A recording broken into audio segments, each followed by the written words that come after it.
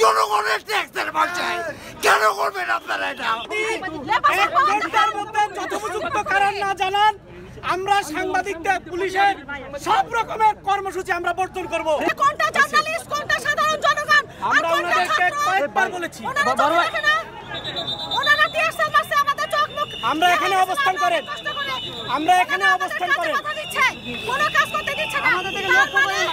আমরা গণমাধ্যম কর্মী, আমরা প্রচার প্রসার করতেছি দেখে এখন আমাদেরকে মারার ওরা দায়িত্ব তুলে নিছে।